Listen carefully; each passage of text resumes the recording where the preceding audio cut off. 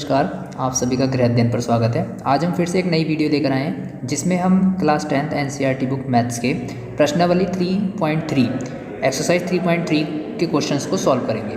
तो आइए ज़्यादा देर न करते हुए जल्दी से वीडियो को शुरू करते हैं।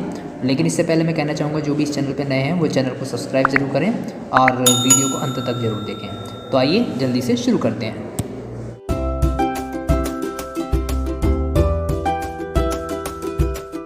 तो देखिए दोस्तों, इसमें जो पहला प्रश्न है प्रश्नावली में वो है कि निम्न रैखिक समीकरण युग्मों को प्रतिस्थापन विधि से हल कीजिए। प्रतिस्थापन विधि की मैं पहले एक वीडियो ला चुका हूँ जिसमें आप बहुत अच्छे से सीख सकते हैं कि प्रतिस्थापन विधि से किस तरीके से समीकरणों को हल किया जाता है।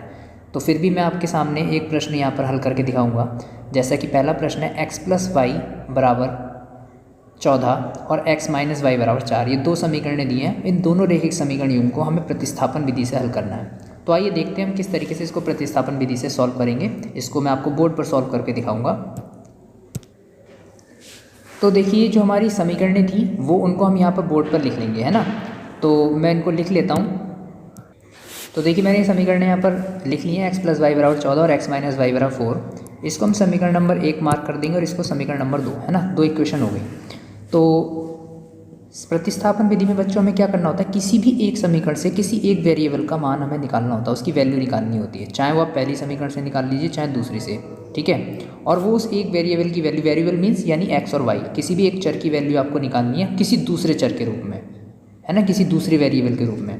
तो हम समीकरण 1 से निकालते हैं। मान लीजिए, तो मैंने यहाँ लिख दिया समीकरण 1 से, यानी फ्रॉम इक्वेशन 1। तो मैंने पहले समीकरण 1 पूरी उतार ली, x + y = 14, है ना, x + y = 14। अब इसमें हम ऐसा करते हैं, x की वैल्यू निकाल लेते हैं। तो इसके लिए x को यहीं रखेंगे और y को उधर ले जाएंगे। तो y उधर जाके माइनस का हो जाएगा क्योंकि इधर प्लस का था। तो x की वैल्यू आ गई 14 - y, यानी हमने ये x की वैल्यू निकाल ली, वो भी किसके रूप में, y के फॉर्म में, है ना, y के रूप में। एक वेरिएबल की वैल्यू दूसरे वेरिएबल के फॉर्म में।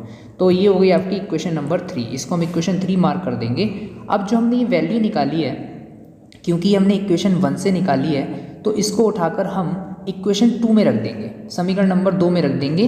x की जो वैल्यू हमने समीकरण 1 से निकाली है उससे समीकरण 2 में निकाली, 1 से 2 में रखेंगे। अगर हम 2 से निकालते किसी वेरिएबल की वैल्यू तो उसे हम समीकरण 1 में रखते। तो अभी हमने 1 से निकाली है तो अब इसे समीकरण 2 में रख देंगे। तो आइए देखते हैं हम इसको कैसे करेंगे। यहाँ पर हम समीकरण नंबर 2 उतार लेते हैं, जो कि ये थी x - y = 4। यहाँ लिख भी देंगे समीकरण नंबर 2 से या इक्वेशन 2 से, है ना। या ये लिख सकते हो कि समीकरण 2 में x का मान रखने पर। तो अब x का मान है 14 - y, वो इस x की जगह जब यहाँ रखेंगे हम 14 - y, और माइनस y तो ये है ही = 4। तो 14 ऐसे आ जाएगा, -y जुड़ के माइनस के 2y हो जाएंगे =4, ठीक है। इसको और सॉल्व करेंगे तो -2y को यहीं रहने देते हैं, 4 भी यहीं रहने देते हैं, 14 इधर आके माइनस का हो गया। तो -2y = -14 में से 4 जाएगा तो माइनस के 10 बचेंगे। माइनस से माइनस कैंसिल हो गया। अब यहाँ पर हम क्या करते हैं, 2 इसके साथ मल्टीप्लाई में, तो ये अपॉन में चला जाएगा, डिवाइड में चला जाएगा 10 के। तो 2 से 10 5 टाइम्स कैंसिल हो जाएगा। तो y की वैल्यू कितनी आ गई, 5। अब यानी हमें एक वेरिएबल की वैल्यू निकल कर आ गई। अब ये y की वैल्यू आप चाहे उठाकर समीकरण 1 में रख दो, 2 में रख दो, 3 में रख दो, किसी से भी आपका आंसर आ जाएगा। अगर आप इस समीकरण 3 में रखोगे तो ज़रा जल्दी आ जाएगा इसका आंसर। तो हम ऐसा करते हैं, समीकरण 3 में रख देते हैं, y की जो वैल्यू 5 है वो समीकरण 3 में रख देते हैं। तो अगर हम समीकरण नंबर 3 में, यानी फ्रॉम इक्वेशन 3, तो x = 14 - y है ना। इसमें हम y की वैल्यू जो निकल के आई है वो रख देते हैं 5।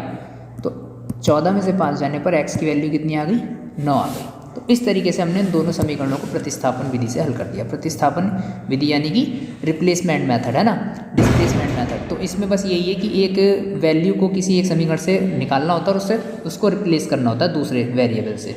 तो हमने यही करा कि x को हमने y से रिप्लेस कर दिया, है ना। x समीकरण 1 से x की वैल्यू निकाली और समीकरण 2 में x की जगह पे y के रूप में उसका फॉर्म रख दिया। तो पूरी समीकरण y के रूप में बन गई, वहाँ से y की वैल्यू निकल के आ गई।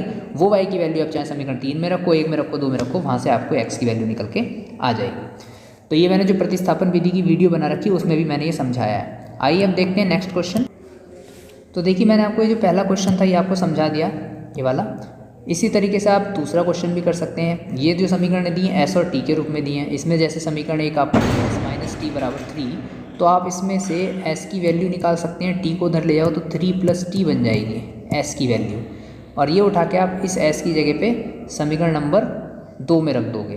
तो समीकरण 2 में जब आप 3 + t रखोगे बटे में अपॉन में इसके 3 आ जाएगा, प्लस t/2 आपका ऐसे ही रहेगा और बराबर में 6। फिर आप इनका एलसीएम ले लोगे, 3 और 2 का 6 आ जाएगा, और फिर इसको सॉल्व करोगे तो 3 से आपका 6 2 टाइम्स जाएगा, तो 2 के ऊपर मल्टीप्लाई करोगे तो 2 3 6, 2 की t से करोगे तो 2t हो जाएगा।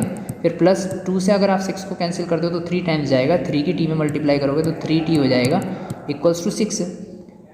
अब आप ऊपर देखिए 2t और 3t जो है आपके 5t हो जाएंगे, है ना, और प्लस 6 जो है वो आपका एज ही रहेगा एज इट इज़, और अपॉन में 6 तो चल ही रहा है, बराबर में भी आपका 6 चल रहा है। इसके अपॉन में 1 मान के क्रॉस मल्टीप्लिकेशन कर दीजिए, तो 1 की जब 6 + 5t से होगी तो 6 + 5t ऐसी आ जाएगा, और 6 की 6 से होगी तो 36 आ जाएगा। फिर 6 को आप उधर ले जाएंगे तो 36 में से 6 माइनस हो जाएगा तो 30 बचेगा, और ये 5 जो है 30 के अपॉन में चला जाएगा, और 5 से अगर आप 30 को डिवाइड करोगे तो 6 की t की वैल्यू 6 आ गई। ये t की वैल्यू 6 उठा के जो आपने ये वाली समीकरण बनाई थी, समीकरण 1 से सॉल्व करके s का मान निकाला था t के रूप में, इसे समीकरण 3 बनाई हुई, ये t का मान 6 इसमें रख दो। जैसे ही आप यहाँ 3 6 रखोगे तो 3 + 6 जो है कितना हो जाएगा 9, तो s की वैल्यू भी 9 आ जाएगी। तो इस तरीके से जो है समीकरण 2 को भी सॉल्व कर सकते हो। आई होप सबको क्लियर हो गया होगा। अगर हम बात करें नेक्स्ट क्वेश्चन की, नंबर 3 है जो कि, तो 3x - y, ये भी पहले क्वेश्चन की तरह हो जाएगा। यहाँ से भी आप किसी एक वेरिएबल की वैल्यू निकाल के दूसरे में रख के जो है सॉल्व कर सकते हैं, ठीक है। ऐसे ये डेसिमल वाला क्वेश्चन है, डेसिमल वाला क्वेश्चन भी आप ऐसे ही कर सकते हो। फिर भी मैं आपको फिर भी बता देता हूँ थोड़ा सा डेसिमल वाला क्वेश्चन भी सॉल्व करके, कि जैसे मान लीजिए कि चलो इसको बोर्ड पे करके दिखाते हैं। तो देखिए मैंने इक्वेशन 4 की दोनों इक्वेशन यहाँ पर नोट कर ली। एक को इक्वेशन 1 हमने नाम दे दिया, एक को इक्वेशन 2। अब हम फ्रॉम इक्वेशन 1 पहले एक इक्वेशन से जो है किसी एक वेरिएबल की वैल्यू निकाल लेते हैं। तो पहले मैं पूरी समीकरण एक उतार लेता हूँ, 0.2x + 0.3y, यहाँ पर मैंने नोट कर ली। यहाँ से अगर हम एक अक्षर की वैल्यू निकालते हैं 0.2x, मान लीजिए x की निकालते हैं, तो 0.2x को हम यहीं रखेंगे और 1.3 की साइड में 0.3y को ले जाएंगे, जो कि उधर जाके माइनस का हो जाएगा क्योंकि इधर वो प्लस का था। फिर 0.2x ऐसे ही रहेगा अभी, बल्कि आप इसके पास से 0.2 को भी हटा ही सकते हो। तो x की वैल्यू अगर आप निकालते हो तो 1.3 - 0.3y अपॉन में पहुँच जाएगा क्या 0.2। ये आपकी इक्वेशन नंबर 3 बन गई, यानी हमने x की वैल्यू y वेरिएबल के रूप में निकाली। अब हम क्या करेंगे बच्चों, ये x की वैल्यू उठा के समीकरण नंबर 2 में रख देंगे। किस में रख देंगे, इक्वेशन नंबर 2 में।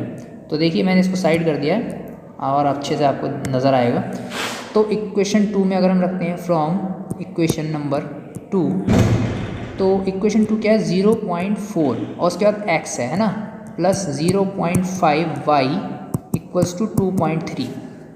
तो 0.4 आपका ऐसे ही जाएगा, ब्रैकेट लगाएंगे यहाँ पर क्योंकि x की वैल्यू बड़ी सी आई है, तो एक ब्रैकेट लगा देते हैं। अब x की वैल्यू रखेंगे 1.3 - 0.3y और डिवाइड में 0.2 आ जाएगा, फिर ब्रैकेट बंद कर देते हैं। अब x की जगह पे x की वैल्यू आ गई, प्लस करके उसके बाद ये जो 0.5y है ये एज इट इज़ आ जाएगा और बराबर में आपका 2.3 आ जाएगा।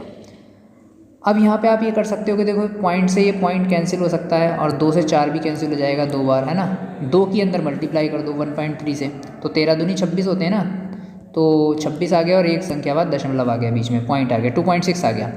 फिर ऐसी 2 की अगर 0.3 से करोगे तो 2 3 6 होते हैं, तो 0.6y आ जाएगा, प्लस 0.5y ऐसे ही आ गया, बराबर में 2.3 आ गया।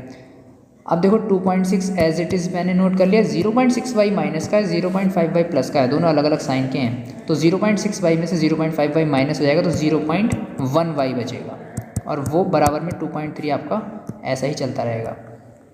अब हम क्या करेंगे, 0.1y जो माइनस का उसको ऐसे ही रहने देंगे, 2.3 को भी ऐसे ही रहने देंगे, 2.6 को इधर लिया है जो कि प्लस का था, इधर आके माइनस का हो गया। तो 0.1y ऐसे ही रहा।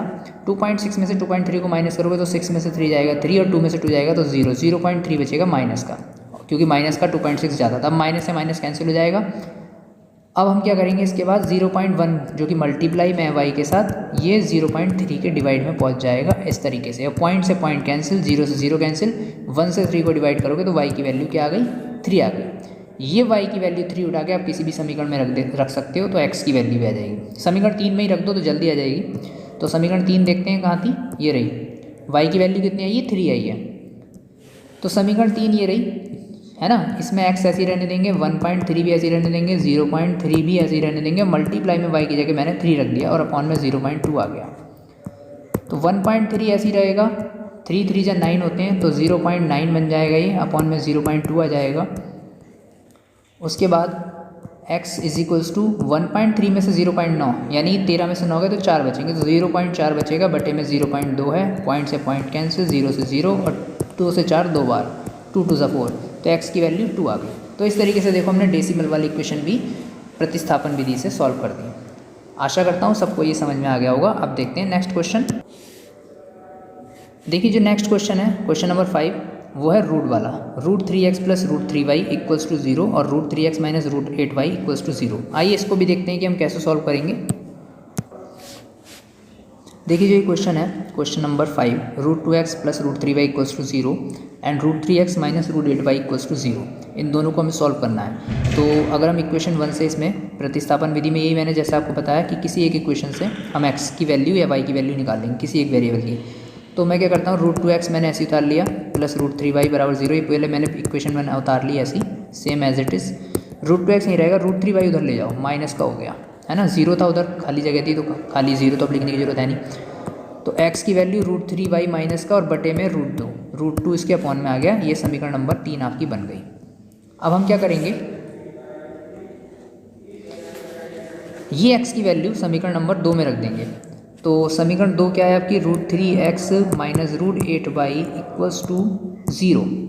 √3 ऐसी रहेगा, मल्टीप्लाई में x की वैल्यू रख देंगे ये वाली, जो कि ये माइनस के √3y अपॉन √2 और माइनस √8y ऐसे ही आ गया इक्वल्स टू 0, है ना।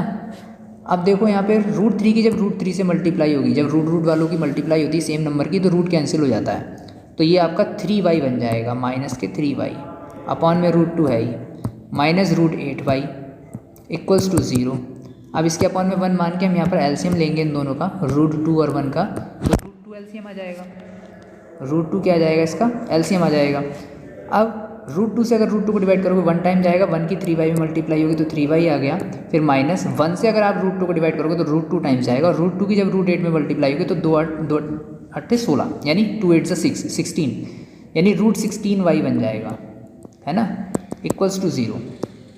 अब इसमें आप क्या कर सकते हो, माइनस 3y ऐसे ही आ गया 16 रूट में, यानी 16 का आपको स्क्वायर रूट निकालना है, वर्गमूल निकालना है। तो 16 का तो वर्गमूल 4 होता है, तो 4y बन गया, ये रूट हट गया उसका, अपॉन √2 इक्वल्स टू 0। अब हम क्या करेंगे, 0 के भी डिवाइड में एक 1 मान के इनकी क्रॉस मल्टीप्लिकेशन कर देंगे।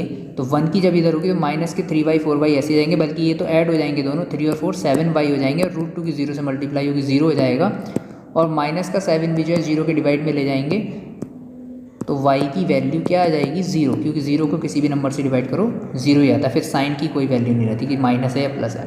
तो y की वैल्यू 0 आ गई। ये y की वैल्यू 0 उठाकर आप समीकरण नंबर 3 में रख दो। तो समीकरण 3 क्या थी, x बराबर माइनस के √3y, y की जगह 0 रख दोगे मल्टीप्लाई में अपॉन √2। अब 0 की जब √3 से मल्टीप्लाई होगी तो 0 हो जाएगा, और √2 से डिवाइड करोगे तो वो भी 0 हो जाएगा, और माइनस साइन की कोई वैल्यू नहीं रहेगी। तो किसका मतलब ये हो गया, इसमें x और y दोनों की वैल्यू क्या आ गई, 0 आ गई इस क्वेश्चन में। आई होप सबको ये क्वेश्चन भी क्लियर हो गया होगा। अब देखते हैं नेक्स्ट क्वेश्चन। अब देखिए जो आपका नेक्स्ट क्वेश्चन है वो क्वेश्चन नंबर 6 है। ये थोड़ा डिवाइड वाला क्वेश्चन है। इसमें आप पहले इन समीकरणों को सिंप्लीफाई कर सकते हो एलसीएम लेके। जैसे आपका 3x upon 2 minus 5y upon 3 equals to -2 दिया हुआ है ना। तो आप इसमें क्या कर सकते हो, 2 और 3 का एलसीएम 6 ले लो, तो 3 3 जा 9x हो जाएंगे, उधर 2 5 जा 10y हो जाएंगे, इधर माइनस का आपका 2 चल ही रहा है, बटे में एक मान के क्रॉस मल्टीप्लाई कर दो, तो 9x minus 10y equals to minus के 12, 6 की 2 से गुणा होके ये आ गया। इसको आप समीकरण 1 डाल सकते हो। ऐसे ही इसको भी सिंप्लीफाई कर दो एलसीएम लेके क्रॉस मल्टीप्लाई करके, फिर आप दोनों समीकरणों को प्रतिस्थापन विधि से सॉल्व कर सकते हो। ठीक है, इस तरीके से आप इन समीकरणों को सॉल्व कर सकते हो। अब देखिए क्वेश्चन नंबर 2, ये तो पहले में 6 क्वेश्चन थे। अगर हम क्वेश्चन 2 की बात करें, इसमें 2 समीकरण दिए हैं, 2x प्लस 3y बराबर 11 और 2x माइनस 4y बराबर -24। इनको हल करना है और इससे m का वह मान ज्ञात करना है जिसके लिए y बराबर mx प्लस 3 हो। तो पहले तो आपको इन दोनों समीकरणों को सॉल्व करना है। प्रतिस्थापन विधि से ही हल करो अगर प्रतिस्थापन की एक्सरसाइज है। लेकिन अगर पेपर में क्वेश्चन आता है तो इसमें ये लिखा तो है नहीं कि किस विधि से करना है, तो किसी भी विधि से आप हल करके जल्दी से एक्स वाई के मान निकाल सकते हो। सबसे पहले आपको इन दोनों को हल करके एक्स वाई के मान ही निकालने हैं इस समीकरण में। तो मान लीजिए मैं इसको अगर विलोपन विधि से भी हल करता हूँ, या चलो प्रतिस्थापन से ही करते हैं। 2x + 3y = 11 है, तो हम क्या करेंगे, ये चलो विलोपन से ही कर देते हैं, जल्दी सॉल्व हो जाएगा ना। -24 विलोपन से कैसे करते हैं, ऊपर नीचे रख के बस सॉल्व करना होता है हमें, है ना। तो एक अक्षर काटना होता है, जैसे 2x वाले कैंसिल करने होते हैं, तो इसके लिए साइन चेंज करने पड़ेंगे, यहाँ माइनस, यहाँ प्लस और यहाँ प्लस। तो 2x से 2x कैंसिल, 3 और 4y आपके 7y हो जाएंगे, और ये 11 24 प्लस के जुड़ के हो जाएंगे आपके 35। तो आपका 7 से 35 कट जाएगा 5 बार, 7 पंजे 35, y की वैल्यू तो 5 आ गई। y की वैल्यू 5 आप इस समीकरण 1 में रख दो।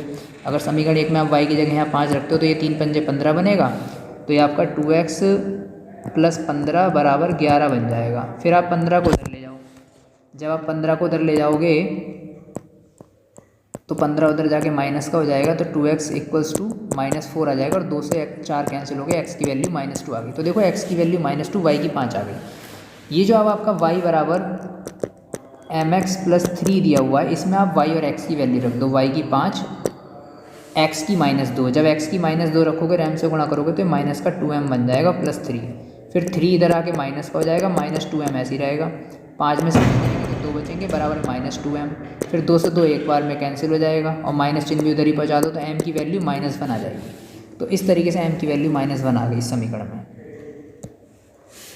तो आई होप सबको ये क्वेश्चन भी समझ में आ गया होगा। अब जो नीचे क्वेश्चन नंबर 3 में आपको कुछ समस्याएं दी गई हैं, है ना, इसमें कम से कम 1 2 3 4 5 6 क्वेश्चन हैं। ये सारी प्रॉब्लम सॉल्विंग एबिलिटी वाले क्वेश्चन हैं। मतलब बच्चों आपको इसमें प्रश्न पढ़कर पहले समीकरण बनानी है और फिर उन्हें सॉल्व करना है प्रतिस्थापन विधि से। लिखा हुआ है क्वेश्चन में, स्पेशली लिखा है कि निम्न समस्याओं के रेखीय समीकरण युग्म बनाइए और उन्हें प्रतिस्थापन विधि द्वारा हल कीजिए। जैसे पहला है कि दो संख्याओं का अंतर 26 है। अब मान लो कि एक संख्या x है, एक y है। ऐसे आप लिखो कि माना एक संख्या बराबर x, दूसरी संख्या बराबर y, ठीक है। अब उनका अंतर 26 है, अर्थात उनमें से एक को दूसरी में से घटाते हैं तो कितना बचता है, 26। तो देखो इससे हमने एक समीकरण बना दी है, पहली समीकरण बन गई एक ही बात से। अब उसमें से एक संख्या दूसरे की 3 गुनी, यानी एक संख्या वो x हो गई और दूसरी संख्या y दूसरी तरफ लिख ली। अब ये जो x है वो y की 3 गुनी है, 3 टाइम्स है। ये तो ऑलरेडी 3 गुनी है ना, और ये है इक्वल का साइन। इक्वल का साइन का मतलब होता है कि दोनों हमें बराबर करने हैं। तो x पहले से ही 3 गुना है, तो हम y को 3 गुना कर देते हैं। 3 गुना करने के लिए 3 से गुणा करनी पड़ेगी, तो अब दोनों क्या हो गए, बराबर हो गए। तो ये x = 3y का मतलब यही हो गया कि x जो है y का 3 गुना है। तो यही दूसरी शर्त को जो कि अब सेटिस्फाई कर रहा है। तो अब 3y को इधर ले आओ, माइनस का हो जाएगा, उधर कुछ नहीं बचा तो 0 मान लो, समीकरण नंबर 2। तो बन गई ये 2 समीकरण है। अब 2 समीकरणों का हल कर लो प्रतिस्थापन विधि से। मैं सिर्फ समीकरण बना के दिखा देता हूँ, हल आप अपने आप कर लेना। अब देखिए नेक्स्ट क्वेश्चन, क्वेश्चन नंबर 2 में कहा है कि दो संपूरक कोणों में, संपूरक कोण क्या होते हैं, 2 तरीके के कोण होते हैं, कोटिपूरक कोण, एक संपूरक कोण। कोटिपूरक कोण होते हैं जिनका योग 90 डिग्री होता है, और संपूरक वो जिनका योग 180 होता है। तो 2 संपूरक कोण है, इसका मतलब उनका योग 180 होगा। मान लो एक कोण x है, एक कोण y है, तो पहला तो समीकरण यही बन गई कि उन दोनों का योग 180 होगा। एक समीकरण आपकी यहीं बन के तैयार हो गई, x + y = 180। अब उसमें कहा है कि 2 संपूरक कोणों में जो बड़ा कोण है वो छोटे कोण से 18 डिग्री अधिक है।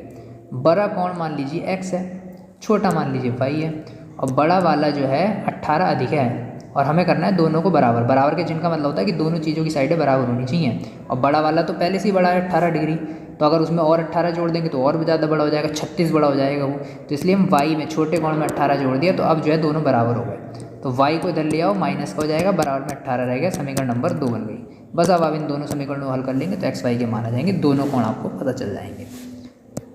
अब देखते हैं क्वेश्चन नंबर 3। क्वेश्चन नंबर 3 में कहा है कि एक क्रिकेट टीम के कोच ने 7 बल्ले 6 गेंदें 3800 रुपये में खरीदी। बाद में उसने 3 बल्ले और 5 गेंदें 1750 में खरीदी। तो प्रत्येक बल्ले और प्रत्येक गेंद का मूल्य ज्ञात कीजिए। तो मान लीजिए कि एक बल्ले का मूल्य x है और गेंद का मूल्य y है।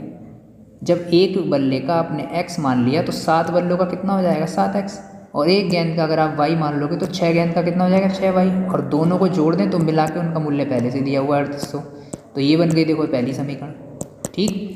फिर दूसरी बार में 3 बल्ले हैं तो 3x, और गेंदें कितनी हैं, 5, तो 5y, और दोनों का मिला के मूल्य कितना है, 1750, तो बराबर में 1750, समीकरण नंबर 2। अब इन दोनों समीकरणों को आप सॉल्व कर लो प्रतिस्थापन विधि से, तो एक्स वाई के मान आ जाएंगे, तो आपको एक बल्ले और एक गेंद का मूल्य पता चल जाएगा। अब देखते हैं चौथा प्रश्न। चौथे प्रश्न में कहा है कि एक नगर में टैक्सी के भाड़े में एक नियत भाड़े के अतिरिक्त चली गई दूरी पर भाड़ा सम्मिलित किया जाता है। मतलब एक फिक्स डिस्टेंस के लिए तो किराया फिक्स है ही, और उसके बाद अगर एक्स्ट्रा जितनी भी चलोगे तो उसके लिए किराया भी फिक्स है कि कितना चलेगा। जैसे कि अगर आपने 10 किलोमीटर आपने यात्रा करनी है तो उसके लिए 105 रुपये देने हैं, और फिर तथा 15 किलोमीटर के लिए 155 रुपये हैं। तो आपको वो नियत फिक्स प्राइस बताने हैं और प्रति किलोमीटर की भाड़ा क्या है ये बताना है, और एक व्यक्ति को फिर 25 किलोमीटर यात्रा करने के लिए कितना देना पड़ेगा बाद में ये भी बताना है। ये तो बात का काम है। तो मान लेते हैं कि जो फिक्स प्राइस है वो x है, नियत भाड़ा x मान लिया और प्रति किलोमीटर वाला y मान लिया, ठीक है। अब 10 किलोमीटर कोई व्यक्ति गया होगा तो उसको 105 रुपये देने पड़े हैं, है ना। 10 किलोमीटर की डिस्टेंस में उसको कितने रुपए देने पड़े हैं? 105 रुपये देने पड़े हैं, और 15 किलोमीटर के लिए 155 रुपये देने पड़े हैं। तो अब जो सोचिए कि कुछ फिक्स किलोमीटर के लिए मतलब नियत भाड़े का मतलब ये होता है कि आप ऑटो में बैठ गए और उतर गए तो आपको वो तो देना ही देना है, चाहे आप डिस्टेंस कवर करो ना करो, ये मतलब है। तो वो आपको फिक्स प्राइस x रुपये तो देने ही देने हैं, और जो 10 किलोमीटर आपने चले उसके लिए आपको हर किलोमीटर के हिसाब से y रुपये देने हैं, यानी 1 किलोमीटर के y रुपये, तो 10 किलोमीटर के कितने हो जाएंगे? 10 y, और ये दोनों जब जोड़े होंगे तब जाके वो 105 रुपये बने होंगे। ये समीकरण नंबर 1 हो गई। दूसरी बार में फिक्स प्राइस तो x रहा ही होगा, लेकिन अगली बार में 15 किलोमीटर डिस्टेंस तय की है, 1 किलोमीटर के y है तो 15 किलोमीटर के 15 y, और इन दोनों को जोड़े तो अब की बार 155 रुपये किराया हो गया। ये समीकरण 2 बन गई। इन दोनों को हल करके x y के मान निकाल लो, तो आपको पता चल जाएगा कि जो फिक्स प्राइस है, जो x की वैल्यू होगी फिक्स प्राइस पता चल जाएगा, और 1 किलोमीटर के कितने रुपए हैं वो y की वैल्यू आ जाएगी।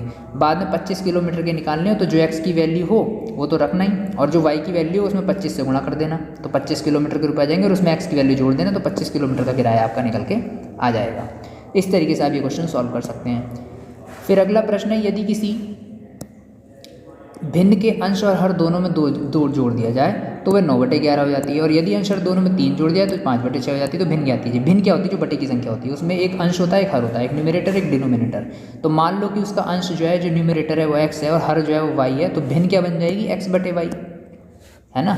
अब क्वेश्चन में कहा है कि जब अंश और हर दोनों में 2 जोड़ दिया जाए, यानी x/y, ये भिन्न मैंने लिख ली, इसके हर अंश में भी 2 जोड़ दिया, हर में भी 2 जोड़ दिया, तो वो किसके इक्वल हो जाती है? 9/11 के इक्वल हो जाती है। यहाँ से हम तिर्यक गुणा कर देंगे, क्रॉस मल्टीप्लाई, तो समीकरण बन जाएगी 11 की x से कर दो 11x, 11 की 2 से कर दो 11 दूनी 22, 9 की y से कर दो तो 9y, 9 की 2 से कर दो तो 9 दूनी 18, है ना।